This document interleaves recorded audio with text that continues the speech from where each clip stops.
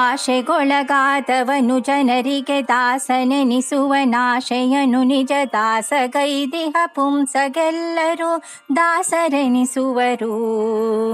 ಶ್ರೀಶನಂಘ್ರಿ ಸರೋಜಯುಗಳ ನಿರಾಶೆಯಿಂದಲಿ ಭಜಿಸೆ ಒಲಿದು ರಮಾ ಸಹಿತ ತನ್ನನೆ ಕೊಡುವ ಕರುಣಾ ಸಮುದ್ರ ಹರಿ.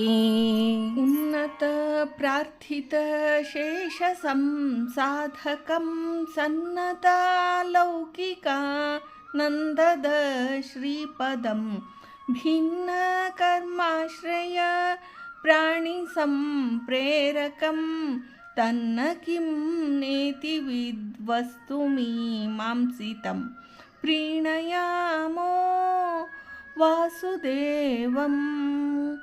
ದಾಸವರ್ಯಂ ದಯಾಯುಕ್ತಂ ದೂರೀಕೃತ ದುರಾಶಿಷಂ ಹರಿಕಥಾಮೃತ ಸಾರ ವಕ್ತಾರಂ ಜಗನ್ನಾಥ ಗುರುಂ ಭಜೆ. ಶ್ರೀ ಹರಿಕಥಾಮೃತ ಸಾರ ಶ್ವಾಸಸಂಧಿ ಪದ್ಯ 26. ಆಸೆಗೊಳಗಾಗದವನು ಜನರಿಗೆ ದಾಸನೆನಿಸುವನಾಸೆಯನು ಎಂಬ ಪದ್ಯದಲ್ಲಿ ಶ್ರೀ ಜಗನ್ನಾಥದಾಸಾರ್ಯರು ಅಲ್ಪಾಯುಗಳು ಅಲ್ಪ ಸಮರ್ಥರೂ ಆದ ಮಾನವರಿಗೆ ದಾಸನಾಗದೆ ಶಾಶ್ವತನ ಸರ್ವೋತ್ತಮನ ಆದ ರಮಾರಮಣನ ದಾಸನಾಗಿ ಕೃತಕೃತ್ಯನಾಗೆಂದು ತಿಳಿಸುತ್ತಾರೆ. ಶ್ರೀಶನ ದಾಸನಾದವರಿಗೆ ಏನೂ ಭಯವಿಲ್ಲ, ತಾಪತ್ರಯ ಪರಿಹಾರವೆಂದು ತಿಳಿಸುತ್ತಾರೆ. ಇಷ್ಟು ದೊರಕಿದರೆ ಮತ್ತೆಷ್ಟು ಬೇಕೆಂಬಾಸೆ ಎಂಬಂತೆ ಆಶಾಬದ್ಧನಾದವನಿಗೆ ತೃಪ್ತಿಪಡಿಸುವುದು ಅಸಾಧ್ಯ. ತನ್ನ ಹಲವಾರು ಪ್ರಾಪಂಚಿಕ ಆಸೆಗಳನ್ನು ಪೂರ್ತಿಸಿಕೊಳ್ಳುವ ಸಲುವಾಗಿ ಮನುಷ್ಯನು ಇನ್ನೊಬ್ಬರ ಆಶ್ರಯದಲ್ಲಿ ಬೀಳುವನು, ಅವರಿಗೆ ದಾಸಾನುದಾಸನೆನಿಸುವನು. ಅದರಿಂದ ದುಃಖ ಪ್ರಾಪ್ತಿಯೇ ವಿನಃ ಶಾಶ್ವತ ಸುಖ ದೊರೆಯುವುದಿಲ್ಲ. ಆಶಾರಹಿತನಾದವನಿಗೆ ಜಗತ್ತೇ ದಾಸನೆನಿಸುವುದು. ಅವನಿಗೆ ಪ್ರಾಪಂಚಿಕ ಆಶೆಗಳು ಮತ್ತು ವಿಷಯೋಪಭೋಗಗಳು ತೃಣಪ್ರಾಯವಾಗಿರುತ್ತವೆ.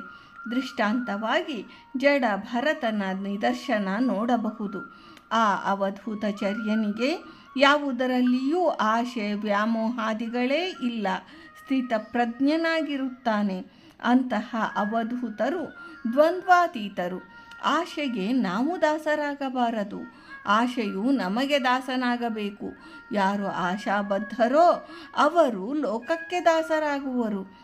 ಆಶಾರಹಿತನಿಗೆ ಲೋಕವೇ ದಾಸನಾಗುವುದು. ಮಹಿಮಾ ಸಂಪನ್ನನಾದ ರಮಣನಾದ ಪಾದಕಂಜಗಳನ್ನು ಆಶ್ರಯಿಸಿ ಅವನಿಗೆ ದಾಸನೆನಿಸುವವನು ಪರಮಸುಖಿ.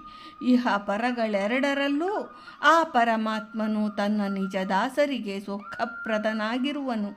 ರಮಾ ಸಹಿತ ತನ್ನನ್ನೇ ಅವನಿಗೆ ಕೊಡುವನು.